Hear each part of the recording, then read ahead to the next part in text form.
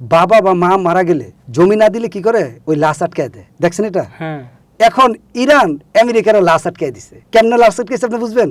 এখন এই বড় বড় দুইটা সংকট যদি 1.5 মাসের মধ্যে সমাধান না করে, তাহলে আমেরিকার মান ইজ্জত বিশ্ব রাজনীতিতে তার যে প্রভাব সব শেষ হয়ে যাবে। স্বার্থপর একটা জাতি, আমেরিকার যারা এই চুক্তির সাথে ইনভলভ তাদের কাউকে তারা মেরে ফেলতে কোনো রকম দ্বিধাবোধ করবে না। এটা আমেরিকা খুব ভালোভাবে বুঝে। আন্তর্জাতিক বিষয়ে ইসরায়েলের ব্যাপারটা কিন্তু আসলে হাইড হয়ে যাচ্ছে এখন, অর্থাৎ আমাদের গণমাধ্যমে এটা আসে না।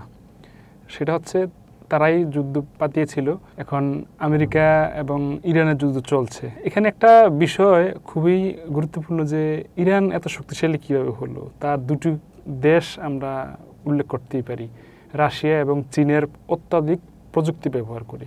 তো এখন যেহেতু ইরান চুপ হয়ে আছে, অনেকে তো বলতেছে যে আদালতকে ফাঁকি দেওয়ার জন্য তিনি এটা করতেছে, কিন্তু আসলে আপনার কি মনে হয় যে যে প্রযুক্তি ইরান ব্যবহার করেছে সেটাকে পাঙ্গা লড়তে অথবা আরও শক্তিশালী হতে ইসরায়েল কি চুপ আছে নাকি কোনো কিছু করতেছে বলে আপনার মনে হয়?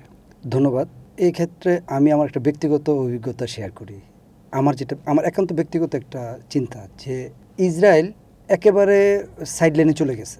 বিশ্ব আলোচনায় কোথাও ইসরায়েলের নাম নেই, অথচ যুদ্ধ বা সংকটটা তৈরি করছে কিন্তু ইসরায়েল এই যুদ্ধে আমেরিকাকে আসতে খুব পোক করে, এবং এটা আমরাকে বলি যে খুব ম্যানিপুলেট করে তাকে এই যুদ্ধে ইনভলভ করাইছে। ইনভলভের আগে ইসরায়েলের চিন্তা ছিল একরকম, আর ইনভলভ করানোর পর ইসরায়েলের চিন্তা হয়ে গেছে আরেক রকম।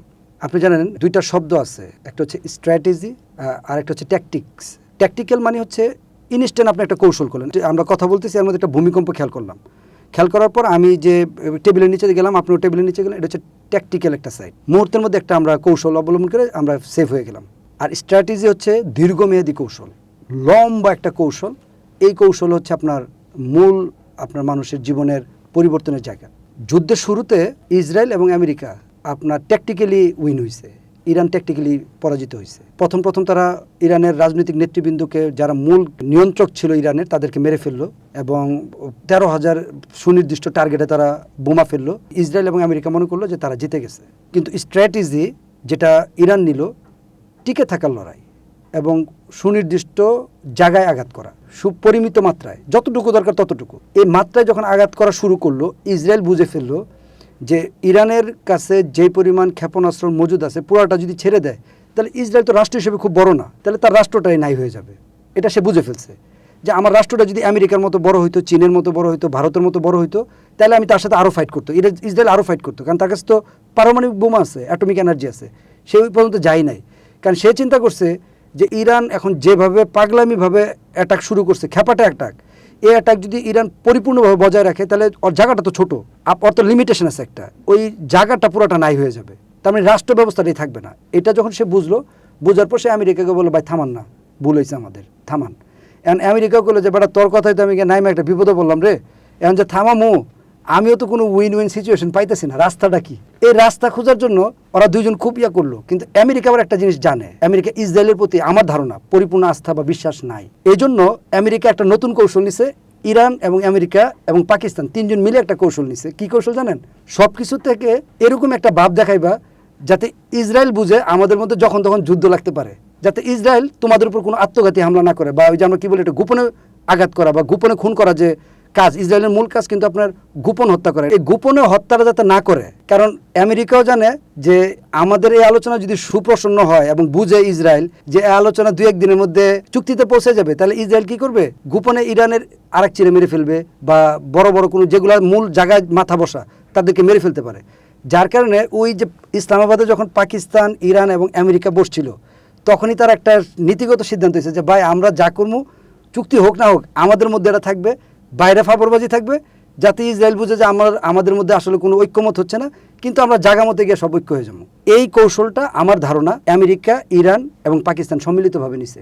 যার কারণে আমরা শুধু চুক্তির পর কথাবার্তার পরে শুনতাম খালি এই লাগলো যুদ্ধ, এই স্ট্যান্ড গান হিসাব করছে, এই আপনার গুলি করতেছে, এই আপনার জেট ফাইটার পাঠাইছে, এই আপনার গানবুট পাঠাইছে, কিন্তু আসলে কিছুই না। তারা এটাকে এমনভাবে সাজাইছে, তারা সবাই সম্মিলিতভাবে চাইছে ইসরায়েলকে আড়াল করতে, কারণ তারা জানে ইসরায়েল যখন তখন এই চুক্তিটাকে ভেস্তে দেওয়ার জন্য এমন কিছু কার্যক্রম করতে পারে, যেমন আপনি আরেক চিরে গুলি করে মেরে ফেললো, বা পাকিস্তানের যারা এইটার সাথে সমন্বয় করছে তাদেরকে মেরে ফেললো, বা আমেরিকার ওদের এতটাই ওরা স্বার্থপর একটা জাতি যে আমেরিকার যারা এই চুক্তির সাথে ইনভলভ তাদের কাউকে তারা মেরে ফেলতে কোনো রকম দ্বিধাবোধ করবে না। এটা আমেরিকা খুব ভালোভাবে বুঝে, এবং এই যে যারা আমেরিকার লবিটা মেনটেন করতেছে তারা খুব ভয়ে ভয়ে এই চুক্তিটার আগাইছে, কারণ তারা জানে যে ইসরায়েলের বিপক্ষে যদি কোনো স্বার্থ এখানে করে আসে, ইসরায়েলের বিপক্ষে যায়, তাহলে এই যে লোকটা এখানে ইনভলভ ছিল চুক্তিতে তার ভবিষ্যতে আর রাজনীতিতে টিকে থাকা অথবা বেঁচে থাকাটাও কঠিন হয়ে যাবে। তারা এই বিষয়গুলোকে মাথায় রেখেই তারা খুব সুকৌশলে এই চুক্তিটাকে আগাইছে। তবে আমেরিকা আরও বেশি চাইছিল, বাট ইরান, আপনি যদি ইরান এবং আমেরিকার বর্তমান চুক্তিকে আমাকে যদি সহজ ভাষায় বলতে বলেন, আমি আমাদের গ্রামের ভাষায় বলি, ইরান এবং আমেরিকার বর্তমান চুক্তিটা হয়েছে যুদ্ধে ওরা দুইজন যা অর্জন করতে পারে নাই তা এই চুক্তির মাধ্যমে চাইছিল অর্জন করতে। আমেরিকা যুদ্ধ করে যেটা পারে নাই, পরমাণু নিয়ে নিতে পারে নাই, ওদের ক্ষেপণাস্ত্র ব্যবস্থা নিষ্ক্রিয় করতে পারে নাই, এখন তারা চুক্তির মাধ্যমে চাইতেছে ভাই তোমার পরমাণু নিষ্ক্রিয় করো, ক্ষেপণাস্ত্র নিষ্ক্রিয়, সেটা সে করবে, তুমি তো এটা যুদ্ধতেই পারো নাই। আবার ইরানও যুদ্ধে যা অর্জন করতে পারে নাই তা আমেরিকার কাছে চায়া বসছে, যার কারণে এখন তারা দুই পক্ষে একটা জায়গায় সমঝোতা হয়েছে। ইরানের দরকার টাকা, আমি গতকালকে আপনার বলছিলাম, আর আমেরিকার দরকার কি একটা উইন উইন সিচুয়েশন নিয়ে, মুখটা নিয়ে খালি কোনো রকম বাঁচা।